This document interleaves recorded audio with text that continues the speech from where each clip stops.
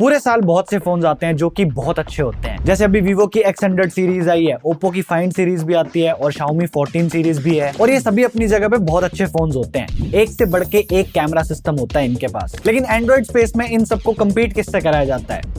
इन भाई साहब से, क्योंकि इस फोन की लाइफ इतनी ज्यादा है। 1 साल हो गया है and still S23 Ultra is an undisputed champion. लेकिन ऐसा क्यों है कि 1 साल पुराना फोन आज भी इतनी रेलेवेंस रखता है? तो आज हम इस सवाल को आंसर करते हैं। S Pen से शुरू करते हैं। ऑनेस्टली बताऊं तो मैंने बहुत कोशिश करी कि मैं इसका यूज कर पाऊं, लेकिन मैं उतना करता नहीं हूं। इसका रीजन शायद ये है क्योंकि मैं एक फोन पे रहता ही नहीं हूं। दूसरे फोन्स को रिव्यू करते टाइम अल्ट्रा को अंदर रख देते हैं, तो शायद आदत ही नहीं बन पाई। लेकिन अगर आप इसके डेली यूजर बनोगे तो 3-4 साल में आप कोई ना कोई यूज केस तो बना ही लोगे। मेनली मैं इसे 2 चीजों के लिए यूज करता हूँ। फर्स्ट, जब भी मैं अपनी इमेजिनरी गर्लफ्रेंड के साथ होता हूँ और हमें एक कपल फोटो लेनी होती है, तो इसके एक बटन से ये काम हो जाता है। और क्योंकि हम दोनों के पास ही इमेजिनरी गर्लफ्रेंड्स हैं, तो ये आपके भी बहुत काम आएगा। और दूसरा यूसेज ये है कि अगर आपको जल्दी जल्दी में कुछ लिखना है तो S Pen निकालो और उसके बाद नोट्स अपने आप खुल जाता है। उस पे कुछ लिखो और वापस S Pen अंदर डालते ही आपका नोट सेव हो जाएगा। तो S Pen जब काम आता है तो आप उसे बहुत अप्रिशिएट करोगे, लेकिन जब नहीं आता तो वो फोन के साइड में बस पड़ा रहता है। और मुझे कोई फर्क नहीं पड़ता अगर आपको आईफोन का डिजाइन पसंद आता है।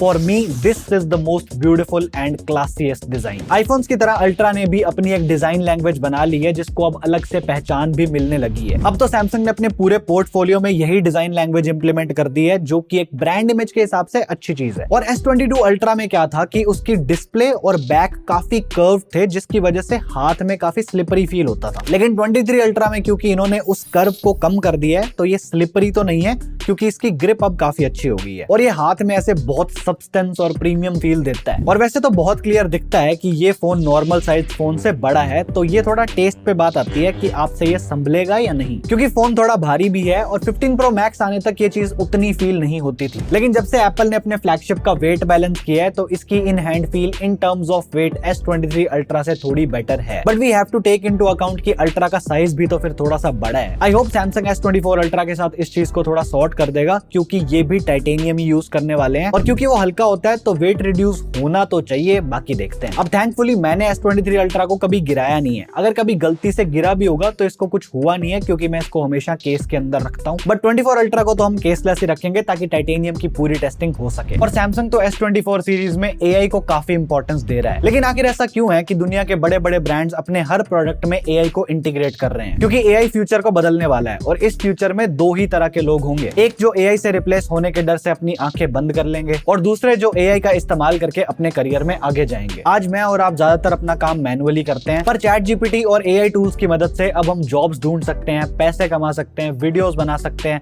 और बिजनेस के कुछ और काम भी कर सकते हैं। तो अगर AI के पोटेंशियल को यूज करके ग्रो करना है, तो मैं आपको रिकमेंड करूंगा 3 our workshop on ChatGPT and AI। वैसे तो ये पेड है, लेकिन मिस्टर टेकपीडिया के पहले 1000 लोगों के लिए ये बिल्कुल फ्री है। हाँ जी, free. Just use the link in the description. In fact मैंने खुद ने भी ये वर्कशॉप अटेंड की और मैंने latest ChatGPT and AI tools technique सीखी, जो मेरी लाइफ और काम को आसान बनाएगी। और मैं इसको 5 आउट ऑफ 5 रेटिंग ही दूंगा। तो चाहे आप टेक जॉब में हो या नॉन टेक जॉब में, जैसे कि सेल्स, मार्केटिंग, बिजनेस ऑपरेशंस या फाउंडर ही क्यों ना हो, ये वर्कशॉप आपको काफी हेल्प करेगा। इस वर्कशॉप को 6 लाख से ज्यादा लोगों ने ऑलरेडी ले रखा है एंड आप भी ये सब सीख सकते हैं बिल्कुल फ्री में if you are in the first 1000 people who register using the link below. और अब हम अल्ट्रा की डिस्प्ले की बात करते हैं। डिस्प्ले की बात करें तो सैमसंग का बड़ा ही सीधा सिस्टम है। या तो इनसे कुछ ढंग से बनता नहीं है, जैसे कि इनके प्रोसेसर्स, लेकिन जब बनता है तो वो इतना अच्छा बन जाता है कि वो सबसे अच्छा बन जाता है, जैसे कि इसकी डिस्प्ले। अब देखो, मोस्टली फोन मैन्युफैक्चरर्स को डिस्प्ले तो सैमसंग ही देता है, लेकिन शायद अपना जो बेस्ट है वो ये अपने आप के लिए बचा के रखते हैं। क्योंकि चाहे मैं 15 Pro Max की डिस्प्ले यूज कर लूं, चाहे वो कितनी भी वाइब्रेंट और पंची क्यों ना लगे,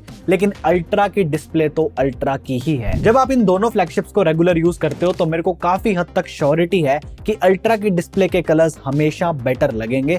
सैमसंग को सैचुरेशन कुछ ज्यादा ही पसंद है और इससे बहुत ज्यादा ब्राइट डिस्प्लेस भी मार्केट में आ चुके हैं, लेकिन पीक ब्राइटनेस नंबर से कुछ नहीं होता। अल्ट्रा लंबे टाइम तक आउटडोर्स में ब्राइटनेस को सस्टेन कर सकता है, जबकि सारे फोन ऐसा नहीं कर पाते। यानी कि बेसिक परफॉर्मेंस आउटडोर में थ्रॉटल नहीं करती। और जनरली जो भी फोन मैं खुद खरीदता हूं, उन पे तो मैं टेम्पर्ड ग्लास या स्क्रीन प्रोटेक्टर लगा ही लेता हूं, लेकिन क्योंकि इसकी कर्व्ड स्क्रीन है तो ढंग का स्क्रीन प्रोटेक्टर मिलता ही नहीं है। और फिर अल्ट्रासोनिक फिंगरप्रिंट सेंसर की अलग एक दिक्कत रहती है, अच्छा स्क्रीन प्रोटेक्टर ना हो तो ये भी ठीक से काम नहीं करता, इसलिए मैंने इस पे लगा ही नहीं रखा। और मेरी स्क्रीन पे कोई बड़ा स्क्रैच तो नहीं आया, बट छोटे मोटे स्क्रैचेस तो तो काफी आगे हैं, क्योंकि कॉर्निंग के लिए ड्रॉप रेजिस्टेंस उनकी मेन प्रायोरिटी होती है, ना कि स्क्रैच रेजिस्टेंस। तो इसलिए सभी फोन्स में स्क्रैच रेजिस्टेंस में कुछ खास इंप्रूवमेंट आती नहीं है। They scratch at level 6 and deeper grooves at level 7। Software front में बताऊं तो One UI 6 जब से आया है, फोन को यूज करना और इंटरेस्टिंग बन गया है। जैसे फॉर एग्जांपल ये क्विक सेटिंग्स वाला पैनल पहले के कंपैरिजन में और बेटर दिखने लग गया है। फिर जब आप कोई गाना सुनते हैं तो ये म्यूजिक बार का एनिमेशन बहुत प्यारा बनाया है। माना कि एक छोटा सा इनपुट है, लेकिन अच्छा इनपुट है। और सैमसंग ने एक डेडिकेटेड और काफी अच्छी फोटो एडिटिंग की ऐप अलग से दे दी है, जिसका नाम है गैलेक्सी एनहांस एक्स। और सिंपल गो टू एडिटिंग जिसे भी करनी है, उसके लिए ये काफी सही एप्लीकेशन है। और अगर आप गुड लॉक की कस्टमाइजेशन साइड को छोड़ के प्रैक्टिकलिटी वाली साइड देखोगे तो वो बहुत ही एडवांस है। जो मॉड्यूल मैं सबसे ज्यादा यूज करता हूँ वो है वन हैंड ऑपरेशन। अब क्योंकि मैं मोस्टली राइट हैंड से अपना फोन यूज करता हूँ,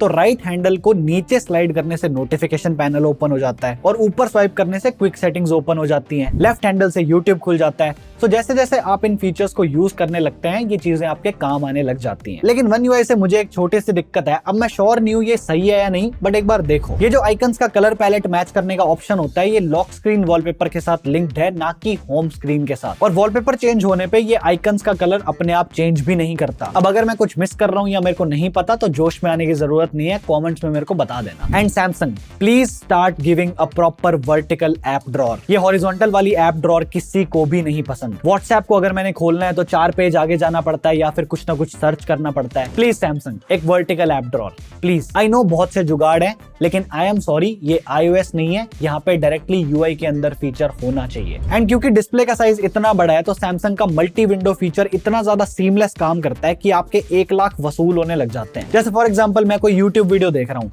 तो उसे बिना बंद करे मैं एज पैनल से अपनी फेवरेट एप्स को एक्सेस कर सकता हूँ और उनको फिर हम ड्रैग करके मल्टी विंडो में खोल सकते हैं। अब ये फीचर और भी UIs में आने लगा है, लेकिन जो मल्टी विंडो कंट्रोल की स्मूथनेस मैंने इस फोन में एक्सपीरियंस करी है, मैंने और किसी फोन में नहीं करी। जैसे आपने मेल्स पढ़े, उसको आप साइड में ले जाओ और वो वहां पड़ा रहेगा। फिर आप दूसरी ऐप खोलो, उसे यूज करो और उसे भी आप साइड में ले जाओ। बहुत सारे लोग इस मल्टी विंडो को यूज नहीं करते, लेकिन ट्रस्ट मी, अगर एक बार आप करने लग गए, then there is no going back. और सैमसंग ऐसी छोटी छोटी चीजों को अपडेट भी करता रहता है, क्योंकि अपने अपडेट्स के साथ इतने कंसिस्टेंट है कि आप हर बार देख के अप्रिशिएट करोगे कि हर महीने इस पे टाइम पे अपडेट्स आ जाते हैं। अब चाहे वो रेगुलर बग फिक्सेस हो या फिर फीचर एडिशन हो, S23 अल्ट्रा के साथ सैमसंग आपको बिल्कुल डिसअपॉइंट नहीं करेगा। और इसको अभी 1 साल हुआ है, इसमें 3 मेजर एंड्रॉइड अपडेट्स आने अभी बाकी हैं, तो ये एंड्रॉइड 17 तक जाएगा। यानी कि अगर आप अभी भी इस फोन को परचेज करते हो तो कोई दिक्कत नहीं आएगी, आप काफी लंबे टाइम तक सिक्योर रहोगे। और इसमें 8 Gen 2 भी लगा हुआ है, तो ये आने वाले 2-3 साल तो आपको आराम से चलेगा। अब यहाँ मैं आईफोन के साथ एक बहुत ही वियर्ड सा कंपैरिजन करना चाहता हूँ। देखो, ये बात बिल्कुल सही है कि आईफोन्स के पास रॉ परफॉर्मेंस बहुत ही ज्यादा होती है, इसलिए बेंचमार्क्स वगैरह में वो हर किसी को आउट परफॉर्म कर जाते हैं। लेकिन एप्पल iOS के अंदर ऐसा कुछ भी इंटरेस्टिंग नहीं देता जिससे कि एक नॉन गेमिंग यूजर उस परफॉर्मेंस को यूज कर सके। मतलब अगर इतना स्ट्रॉन्ग चिपसेट है तो एटलीस्ट उसको यूटिलाइज तो करो। UI में उंगलियां मारने से थोड़ी ना कुछ होता है। अब 23 अल्ट्रा तो 8 Gen 2 को पूरा ढंग से निचोड़ देता है। एक तो UI ही इतनी भारी है कि ऐसी वैसी चिप तो उसे झेल ही नहीं पाती, इवन इनका खुद का Exynos तक नहीं झेल पाता। और उसके बाद ये मल्टी विंडो जैसे फीचर्स, जब इतने सारे ऑपरेशंस चल रहे होते हैं तो UI की स्मूथनेस भी मेंटेन रखनी पड़ती है, और अल्ट्रा इस चीज को बहुत अच्छे से हैंडल करता है। मल्टी विंडो की ओपनिंग क्लोजिंग, उसको साइड में लेके जाना, 2-3 विंडोज को एक साथ ऑपरेट करना, ये कहीं नहीं अटकता। तो मैं एप्पल को ऐसे क्रिटिसाइज नहीं कर रहा, उनका अपना तरीका है, लेकिन iOS में कुछ तो ऐसा ऐड कर दो जिससे वो कम बोरिंग हो जाए। बाकी अल्ट्रा परफॉर्मेंस के अंदर चैंप है, आप इसके अंदर कुछ भी फेंक दो, ये हैंडल कर लेगा। आप इसको सैमसंग डेक्स की हेल्प से एक कंप्यूटर में कन्वर्ट कर सकते हो। अब इससे ज्यादा पावर तो क्या ही होगी। लेकिन जब इतनी पावर लगती है तो आखिर 1 साल बाद बैटरी का क्या सीन है। अब जो हमने पहले रिव्यू किया था उसके अंदर मेरा मानना ये था कि इसका आइडियल ड्रेन थोड़ा ज्यादा है, लेकिन 1 साल बाद अब मैं आपको कह सकता हूँ कि अगर आपका मीडियम यूजेज है, जैसे सोशल मीडिया, यूट्यूब, नेटफ्लिक्स वगैरह, तो आप इसे 85% तक चार्ज करोगे तो ये आपको दिन के लास्ट तक टिक जाएगा। बीच में एक अपडेट ऐसा भी आया था जिससे कि इसकी बैटरी काफी जल्दी ड्रेन होने लग गई थी। अब वो चीज फिक्स हो गई है और मैं भी इसे 85% तक ही चार्ज करता हूँ, उसमें ये मेरे को पूरा दिन दे देता है। ऑल्दो आपको चार्जर तो अलग से खरीदना ही पड़ता है। कमाल है ना, किसी चीज की कीमत 1 लाख से भी ज्यादा ऊपर है और उसके साथ ही आपको 1500-2000 की चीज भी नहीं दे सकते। शुक्रिया आपका। अब इस फोन की बहुत बड़ी हाईलाइट थी इसके कैमरास। देखो, सीन ऐसा है कि यस 15 Pro Max इससे कुछ सिनेरियोज में बेटर है और गूगल इमेजेस की प्रोसेसिंग सैमसंग से थोड़ी बेटर कर लेता है, लेकिन एक ऑलराउंडर परफेक्शन वाला कैमरा आपको यही मिलेगा। अगर ह्यूमन फोटोज की बात आती है ना, तो सैमसंग स्किन टोन्स में किल करता है।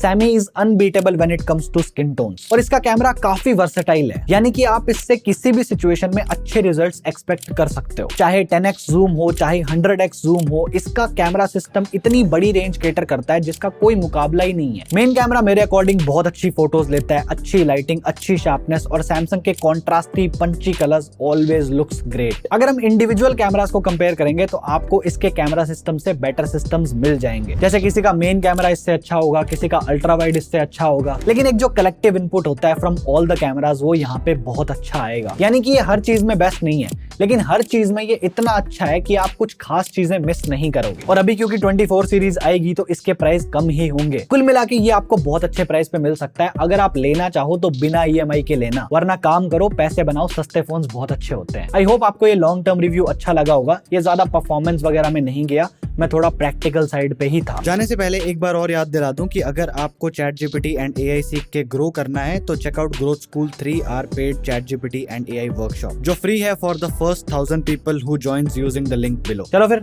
ठीक है, this is it from my side. Thank you so much for watching. I am Devanshu and I am on leave till the next one. Bye bye.